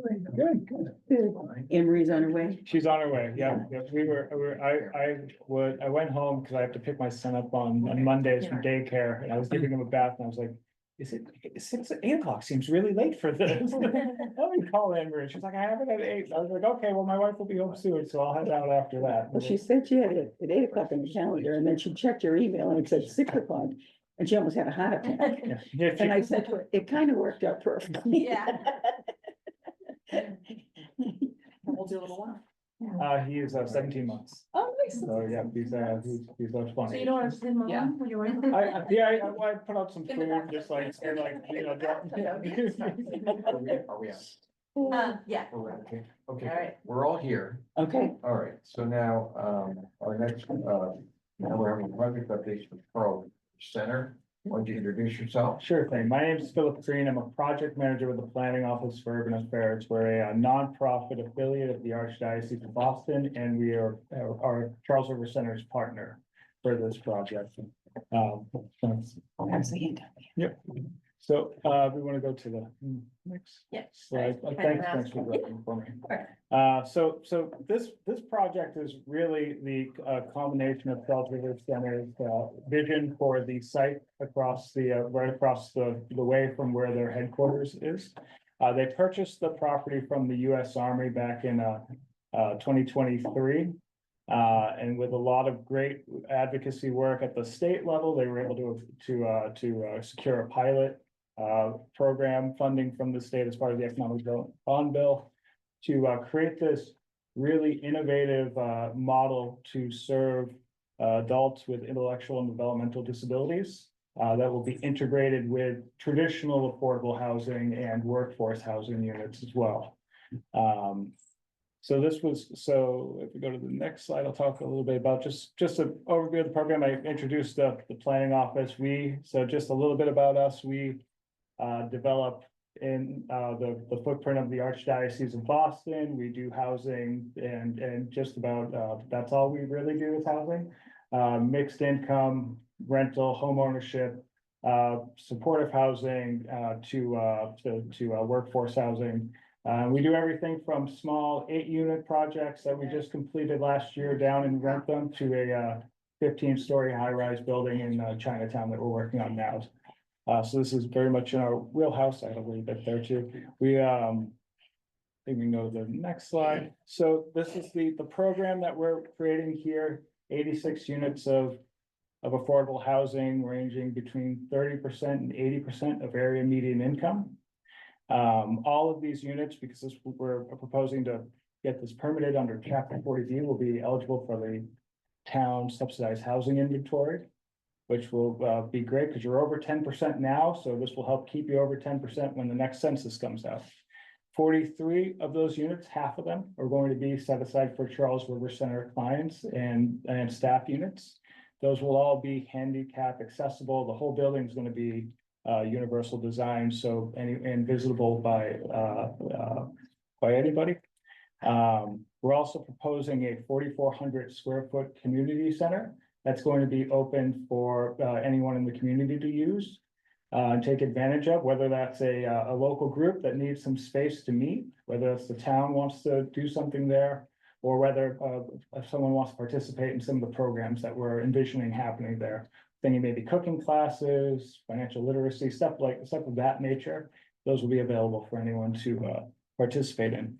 There'll be some other amenity spaces as well, computer rooms, a gym, and there's I don't know if anyone's been up there at the site, but there's a lot of great walking trails. So we're proposing to do a lot of connectivity to that. To get people in and out of the site and to walk around and really enjoy it. The first time I went up there, it felt like I was someplace else. It's really special where it is nested back there. A little bit about the project design, and then we'll walk through the site plan a bit. There's one 3-story building that's going to contain 68 units of studios, 1 bedrooms, and 2-bedroom units. That's where the amenity spaces are going to be housed for the development. Then there are these 1-story buildings that are at the front of the site. There are buildings B, C, and D. Those are each going to consist of 6 studio apartments with common areas for folks to get out of their unit to mingle about in the common area. These are all individual apartments on SRO model. They're all going to have their own bathroom and kitchen. But the common spaces are there to create a sense of community and camaraderie and get people out of their units. Some other features of the design, we're proposing 61 parking spaces. It's about 1-to-1 for the affordable units and a little less than half per CRC unit. Charles River Center, their clients are, they some typically drive or need a vehicle less than 1-to-1. They think it's about 40% of them will drive. But we're also proposing shuttle services to help serve those individuals that don't drive. That will help them get to the T, to do their grocery shoppings, to appointments. And we're looking to partner with North Hill there, who's also interested in that type of service, to maybe see if we can create some type of shuttle service together to help their residents as well. This will all be built to Passive House. Passive House is a rigorous, thanks, Emery, rigorous energy standard for the building. So these will be highly efficient, along with on-site renewable energy creation via solar panels on the roof. These should be, by the time they're done, one of the most energy efficient buildings here in Needham. And I mentioned the outdoor walking trail. Yeah. And just in case you're not familiar with the site, on the left there, you can see Charles River Center and North Hill is just to the north there.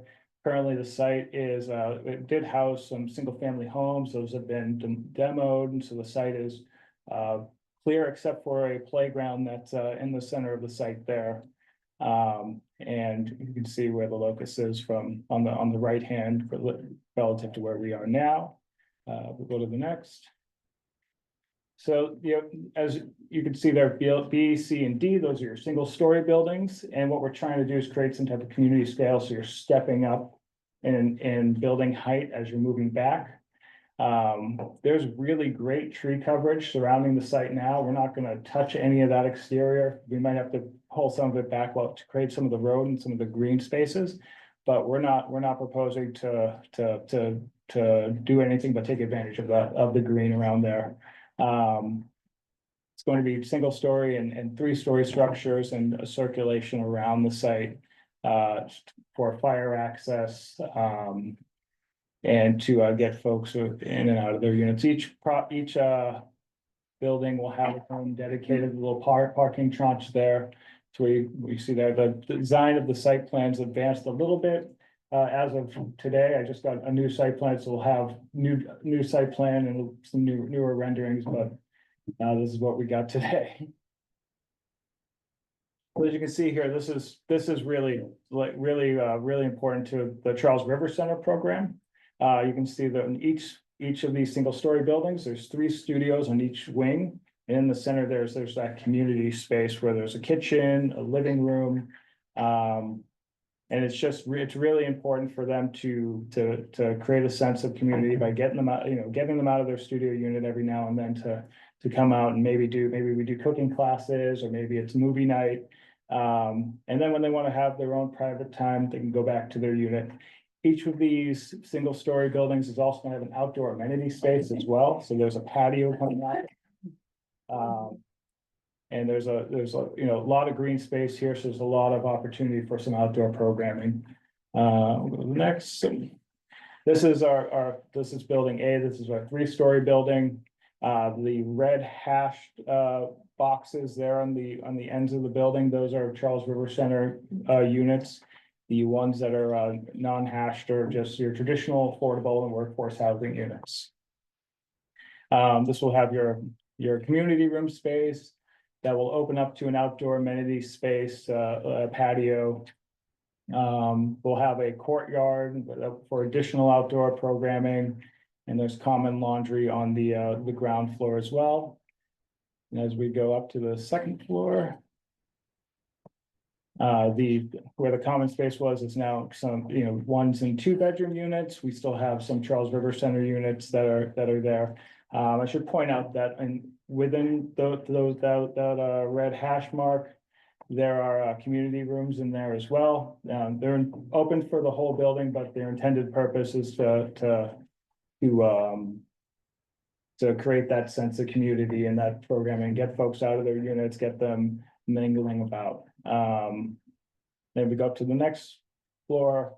We drop 1 Charles River Center cluster. And then it's just a similar stack to the floor below. And then we have some aerials. These were, as I'm mentioning, these were updated literally today. So we'll be working on sharing those. I'll talk a little bit about our schedule here in a second, where those will go. See a ground level shot. And then a perspective from the drop off area. Now, project timeline. So we've been meeting with various, well, we met with, on the 20th last month, we met with, the town staff and met with all their departments and to get their initial comments and feedback. We met with the select board recently and got a letter of support, which was fantastic. The support level for this has been really, you don't see this in many communities.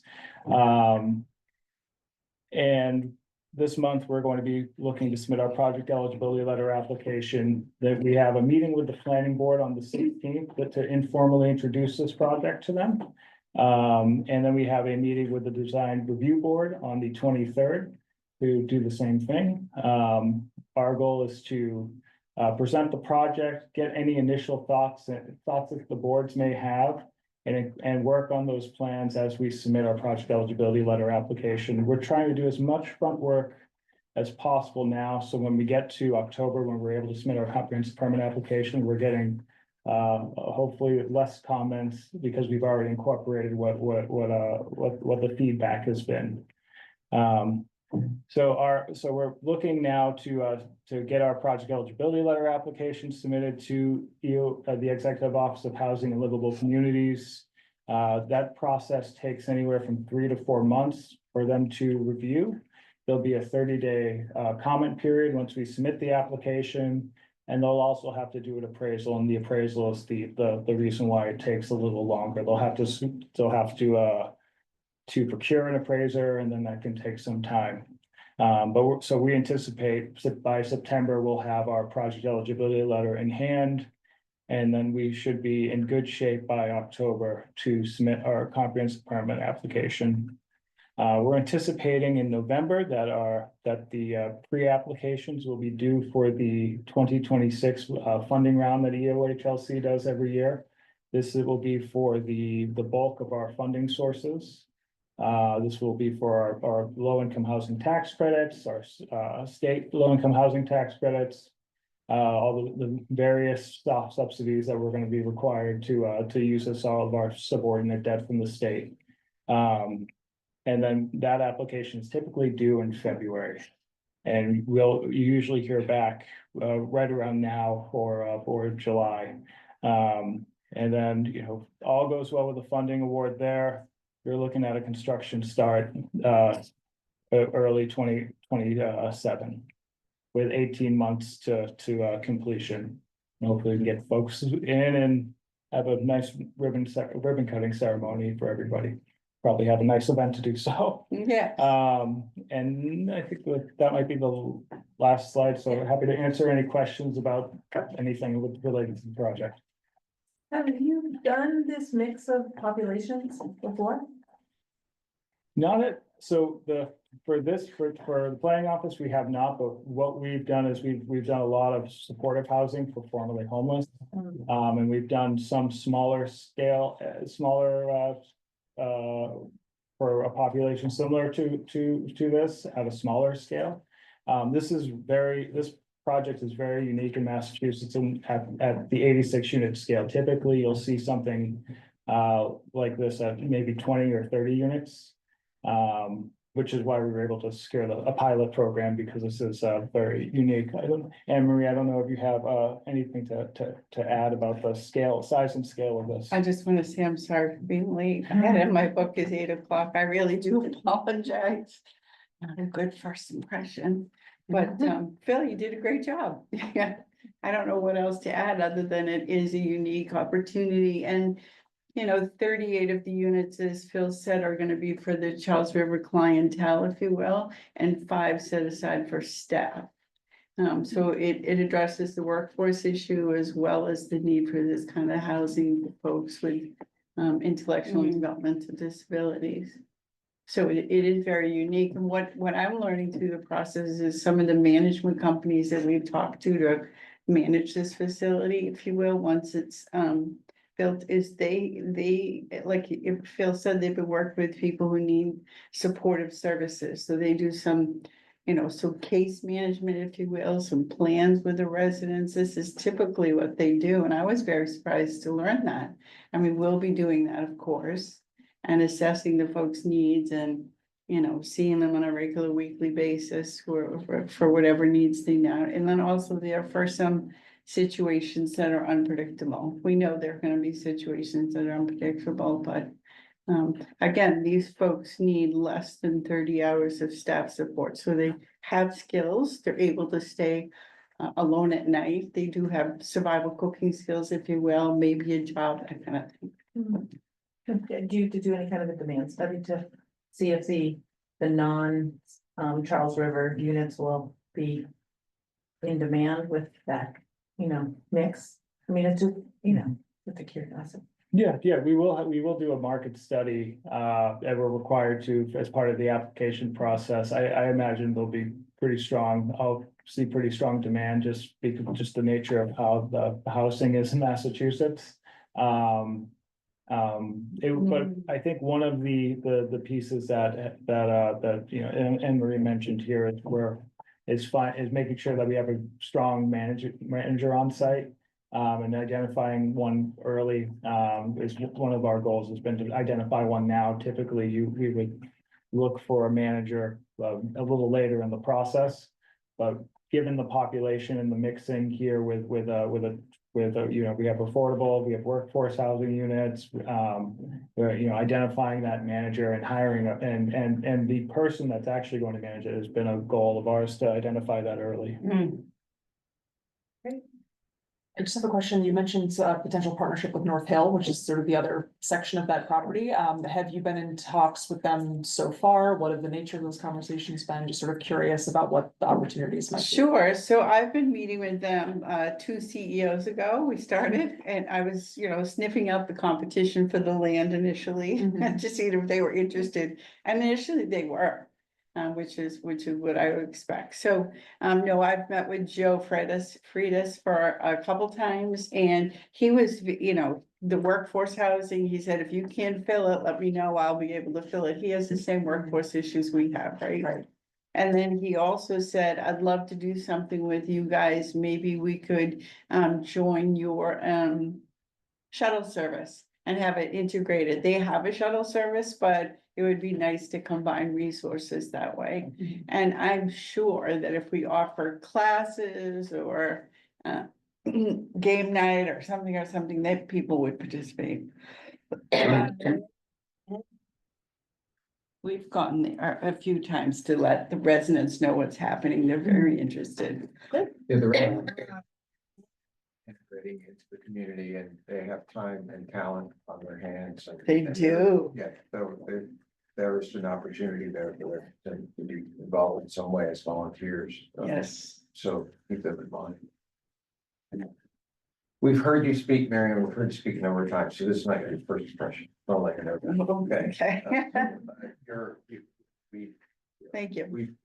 We've been either spectators or on other Yes. committees where you've made presentations, and so so. I'm usually on time. Okay. Yeah. Thank I you. understand. It happens to all of us. Okay. Any questions from from either Rick or Kathy or Charles River? Okay. I think that, any other questions? No, all right. Thank you. We'll be seeing more of you in the future, and hopefully sooner rather than later, right? Because it's all contingent on your funding. So when that happens, you'll be before us at different times. So. Will you put a format together or tell us how you want to have the information presented to you at the quarterly meetings? Yeah, We're working on it. We're working on that. Okay. We're gonna have it really. Fine, we're having it then. in a perfect form at the time. Right. You will. Yes, yeah, we really are. I trust that. Okay. All right, very good. Thank you. Thank you. Thank you. It's good, my dad. We say anything about that. Actually, for- We'll meet you at home.